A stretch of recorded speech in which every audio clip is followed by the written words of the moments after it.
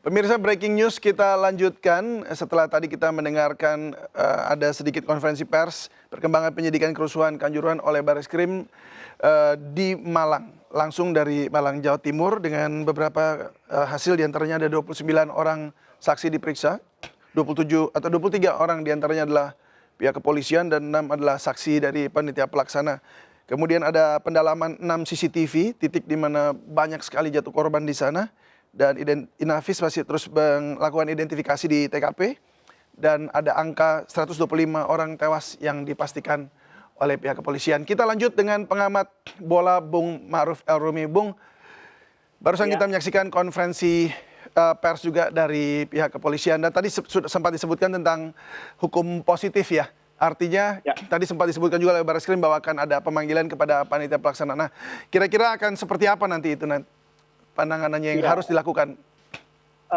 Jadi memang ketika kita bicara sepak bola itu punya hukum sendiri. Ketika bicara soal kepolisian atau hukum positif Indonesia pasti punya hukumnya sendiri. Jadi itu yang memang harus dibedakan.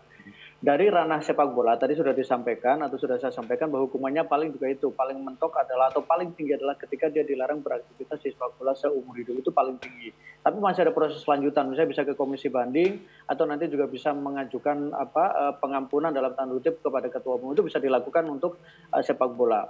Sementara dari sisi kepolisian tadi sudah disampaikan oleh Humas Polri ya terkait dengan beberapa pihak yang dipanggil untuk dan kemudian diperiksa untuk kemudian dimintai keterangan. Satu tentu terkait dengan pelaksanaan sistem pengamanan yang dilakukan. Karena salah satu isu besar ketika tragedi ini berlangsung adalah terkait dengan tindakan aparat dalam tanda kutip yang dianggap sangat represif. Baik itu melakukan pemukulan, kemudian juga sampai melakukan menggunakan gas air mata, itu juga menjadi apakah sudah sesuai dengan SOP, apakah sesuai dengan standar. Sementara kalau kita bicara dari si panitia, bagaimana terkait dengan perizinan, bagaimana terkait dengan koordinasi, bagaimana terkait dengan persiapan, bagaimana terkait dengan pertanggungjawaban yang kabarnya juga penjualan tiket itu melebihi dari yang dilaporkan. Meskipun juga ada bantahan dari pihak Humas Arema yang mengatakan bahwa tidak ada tiket tidak ada markup dari tiket yang dijual. Itu juga perlu didalami. Jadi memang ini menjadi sisi yang akan terus berlangsung. Satu lagi yang tadi sempat saya mention adalah juga terkait dengan tim gabungan independen pencari fakta. Ini yang kalau kita dengarkan dari statement terakhir yang disampaikan oleh ketua dari tim pencari fakta ini mengatakan bahwa ini adalah tim yang pertama tugasnya merekomendasikan hasil investigasi terkait dengan perbaikan sepak bola. Yang kedua, kemungkinan bisa menjangkau orang-orang yang tidak terjangkau, baik itu dari sisi hukum sepak bola atau juga mungkin dari sisi kepolisian. Karena kepolisian kan hanya melihat berdasarkan alat bukti. Tapi kan mungkin ada sesuatu yang mungkin tidak bisa dijangkau oleh kepolisian, tidak bisa dijangkau oleh PSSI dalam ini Federasi Sepak Bola atau Komisi Disiplin, nanti mungkin bisa dijangkau oleh tim gabungan independen pencari fakta. Jadi ini kan berlapis sebenarnya. Jadi kalau kita siapa saja yang dimaksud dengan yang tim yang artinya tidak bisa dijangkau ini, yang di luar dari wilayahnya itu Komisi Disiplin? Yang itu jadi kan gini, polisi itu kan hanya Komisi Disiplin kan hanya bisa menjangkau mungkin apa yang mereka lihat atau kemudian berdasarkan dengan investigasi yang mereka lakukan. Dan hukum yang dilakukan itu kan hukum sepak bola. Yang kedua, kalau misalnya kepolisian seperti yang tadi sudah disampaikan. Sementara yang tidak terjangkau itu mungkin terkait dengan mungkin jangan-jangan ada regulasi yang tidak tersampaikan, ada peraturan yang kurang clear, atau kemudian ada batas-batas yang harusnya tidak boleh dilanggar, ternyata dilanggar atau dilonggarkan. Kan itu juga menjadi sesuatu yang tidak terjangkau. Karena kan gini, kalau kita bicara soal regulasi, itu kan semuanya sudah, kalau regulasi di sepak bola, itu kan diatur secara rigid ya, secara detail oleh FIFA sebagai sebagai badan tertinggi atau kemudian federasi tertinggi untuk sepak bola internasional. FIFA mengeluarkan regulasi dari mereka kemudian ke bawah dan harus dilaksanakan sesuai dengan standar yang mereka harapkan. Jadi ketika FIFA itu kemudian membuat peraturan-peraturan yang diturunkan dan kemudian coba dilakukan atau kemudian sedikit dimodifikasi untuk bisa berlaku di masing-masing negara, termasuk juga untuk di Indonesia. Misalnya terkait dengan standar keamanan, klub kan tentu mereka punya standar keamanan. Nah, yang memberikan grand design terkait dengan standar keamanan itu kan yang pemilik kompetisi dalam tanda kutip penggelar kompetisi, yaitu misalnya PT Liga Indonesia Baru. PT Liga Indonesia Baru tentu punya regulasi terkait dengan verifikasi stadionnya. Tadi sempat dikatakan bahwa stadion ternyata pintunya terlalu kecil, terutama untuk stadion supporter sehingga itu membuat ada penumpukan. Ini waktu misalnya verifikasi stadion, apakah ini sudah dipikirkan terkait dengan kemungkinan itu? Karena harusnya kan sudah mulai ada antisipasi kan. Itu juga harus mulai dipertimbangkan. Jangan-jangan memang ketika verifikasi stadion hanya lapangan yang dicek, tapi kemudian standar keamanannya juga mungkin tidak dicek juga. Nah itu kan juga bisa hal-hal yang kemudian bisa masuk dalam ranah yang mungkin tidak bisa dilihat, tapi itu menjadi elemen penting yang menjadi salah satu faktor kenapa kemudian insiden ini terjadi. Artinya bahwa Anda mengatakan bahwa sebenarnya dalam area penegakannya ya, regulasinya sebenarnya sudah bagus, tapi dalam penegakan regulasi tersebut, lalu kemudian dalam pelaksanaannya itu ada kebocoran-kebocoran gitu. Artinya ada sesuatu yang tidak dilaksanakan, baik itu simulasi keamanan bila terjadi kerusuhan seperti itu yang spesifik sampai ke situ ya. Ya, Bung David, bahwa ini kan FIFA itu kan organisasi yang sangat besar, bahkan jumlah anggotanya yang jauh lebih besar dari anggota PBB. Mereka juga ini insiden dalam tanda kutip insiden soal kerusuhan, soal korban meninggal itu kan juga sudah sering terjadi. Dari mulai Heysel yang sangat terkenal, kemudian juga yang di Peru yang ketika sampai korban 300 jiwa itu kan juga sudah pernah terjadi. Nah, itu kan sudah pernah terjadi. Artinya tidak mungkin FIFA yang sangat rigid seperti itu, yang bahkan mereka tidak mau dicampuri oleh pemerintah, mereka tidak membuat sebuah aturan yang kemudian untuk menyelamatkan sepak bola, menyelamatkan para penontonnya. Karena kan kampanye FIFA itu kan semua bisa menikmati sepak bola. Dari mulai anak-anak sampai kemudian orang tua, sampai kemudian ada hospitality, kemudian ada orang tua, kemudian ada juga yang untuk bahkan mereka disabel, mereka bisa menonton.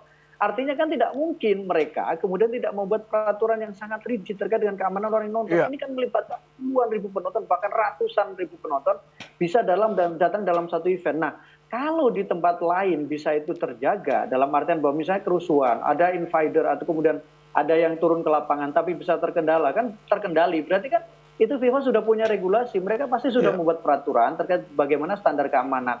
Nah, kalau kemudian ini terjadi di Indonesia terutama, itu kan berarti mungkin ada sesuatu yang bisa tidak tersampaikan regulasi itu, atau memang tidak ada yang mengkomunikasikan, atau memang tidak dikomunikasikan. Misalnya saya ingin mengutip salah satu pemegang lisensi untuk security ya dari FIFA, dia mengatakan bahwa kan memang ini hukum yang berbeda. Satu, polisi juga punya hukum untuk penanganan misalnya massa, tapi FIFA juga punya regulasi ketika ada penanganan massa.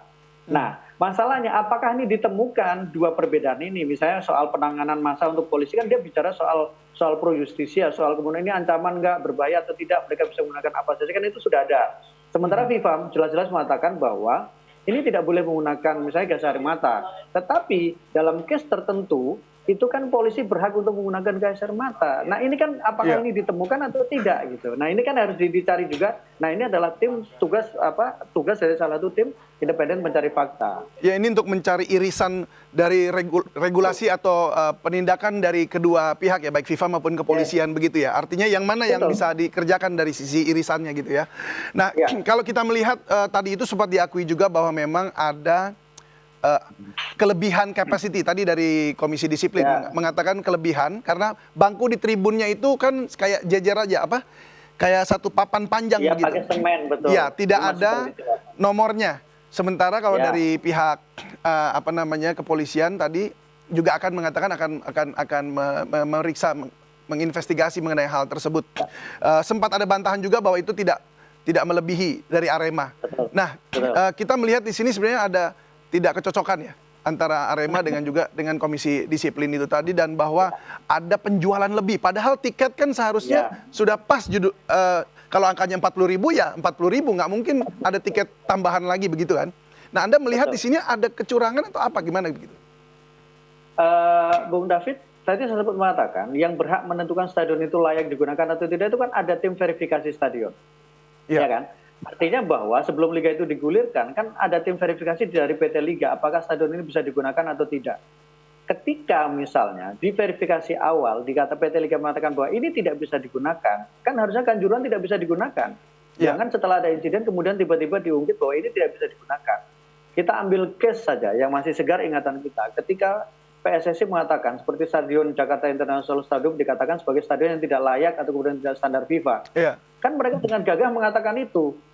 Tapi kemudian ketika kasus ini muncul, kenapa baru tiba-tiba dikatakan bahwa itu bukan sesuatu yang standar? Kan itu harusnya sudah verifikasi dari awal. Kan ada stadion juga yang tidak layak. Artinya bahwa jangan kemudian ketika case ini muncul, terus hal-hal yang yang mereka lewatkan itu kemudian dimunculkan. Kan Yang kalau harusnya tidak di layak, awal tidak sudah layak. diberitahu dan sudah diantisipasi, Iya, malah ini karena di-skip memang begitu ya? betul, karena memang itu regulasi dari awal, Bung, bahwa itu aturan bahwa ini stadion ini layak digunakan, itu PT Liga bisa menentukan itu. Misalnya mengatakan Kanjuruhan tidak layak karena kursinya masih pakai kursi manual, pakai kursi semen, pakai kursi kayu yang panjang, tidak ada nomor kursi. Kan dari awal Anda tidak layak, atau PT Liga mengatakan bahwa stadion yang tidak pakai kursi seat single atau pakai kursi tunggal tidak boleh digunakan, ini harus kosong. Kan bisa dikatakan begitu. Berarti ini Kalau ada kesan misalnya pemaksaan pelaksanaan atau seperti bagaimana menurut Anda? berarti kan ada verifikasi yang bocor.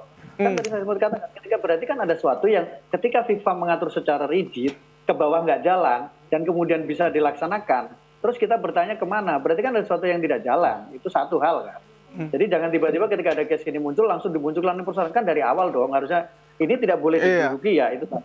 Kalau soal tiket bocor, itu menurut saya juga memang itu menjadi persoalan klasik. Kalau itu memang benar ada tiket bocor, karena selama ini juga kadang begitu, kalaupun tidak bocor di panitia, kadang bocor di tempat lain. Misalnya memasukkan orang dan sebagainya, itu pasti ada. Nah, yang sekarang memang menjadi concern adalah bahwa Liga harusnya juga membuat peraturan dari awal, misalnya kapasitas stadion untuk pertandingan-pertandingan besar, berapa persen sih stadion yang kemudian berapa persentase yang kemudian boleh diisi. Misalnya kapasitasnya 40.000. Untuk khusus big match yang rawan ada clash, rawan bentrok, tolong hanya diisi 70.000 misalnya. Supaya apa? Ketika ada clash itu ada ruang kosong yang itu untuk pengamanan, atau kemudian untuk ruang stadion yang itu bisa membedakan supporter. Jangan kemudian mentang-mentang ini laga besar, kemudian juga langsung dipenuhi stadion, nggak bisa. Nah, kalau PT Liga itu membuat regulasi seperti itu, atau federasi membuat regulasi seperti itu, kan enak tuh. Kalau tidak bisa dijelaskan berarti dapat sanksi. Sesimpel itu sebenarnya. Kalau kita mau komitmen, itu satu. Yang kedua, tentu soal pengamanan juga harus sangat ketat. Karena itu FIFA juga mengatur soal regulasi pengamanannya, penempatan aparat keamanan seperti apa, kemudian penempatan tim non aparat juga seperti apa, atau orang disebut sebagai tim steward itu juga seperti apa, itu juga sudah diatur. Jadi kalau kita bicara aturan, nggak mungkin FIFA itu tidak detail, karena pasti kita sangat detail, tinggal pelaksanaannya. Bung El, mungkin satu terakhir Bung El, singkat. Jika kita melihat ke belakang ini kasus kerusuhan supporter sepak bola baik di dalam maupun di luar stadion di Indonesia ya, yang menelan korban jiwa maupun luka, ini sejauh ini kan kurang lebih sekitar ada 48 kejadian sejak tahun 1990, dan rata-rata hanya berujung pada sanksi saja seperti itu dari internal PSSI, lalu kemudian ada sanksi dan mungkin ya hanya yang sanksi-sanksi ringan begitu. Sementara tidak ada tersangka yang memang benar-benar akhirnya jadi terpidana. Menurut Anda ini bagaimana sebenarnya? Apakah ini akan berulang di sini? Karena selama ini memang sebenarnya ada terpidana, tapi kita ranah polisi. Kalau federasi kan tidak bicara dalam ranah pidana, jadi itu memang ranah polisi, tergantung bagaimana temuan dari aparat. Tapi kalau melihat case seperti ini, saya pikir pasti nanti ada yang masuk dalam hukum positif, dan itu saya pikir harus menjadi pelajaran bersama. Dan kalaupun sekarang ini kan orang menyuarakan tentang perlunya bagaimana supporter itu memang berperilaku, itu juga iya. Dan kemudian bagaimana juga harus menerima siap menang, siap kalah, itu juga iya. Tapi sekarang kita harus bicara dalam perspektif bahwa yang paling penting adalah bagaimana para korban yang korban di Kanjuruhan itu mendapatkan keadilan seadil-adilnya terkait dengan insiden yang terjadi.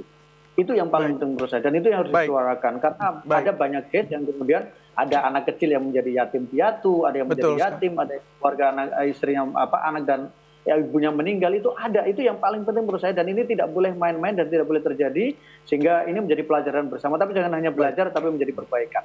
Baik, ini jadi merupakan satu koreksi bagi dunia persepak bolaan Indonesia, baik itu bagi PSSI dan juga bagi Indonesia dan supporter sendiri dunia olahraga kita. Baik, terima kasih banyak Bung El Rumi sudah berbagi bersama kami. Bung El Rumi, pengamat sepak bola. Salam sehat selalu. Terima kasih, salam sehat.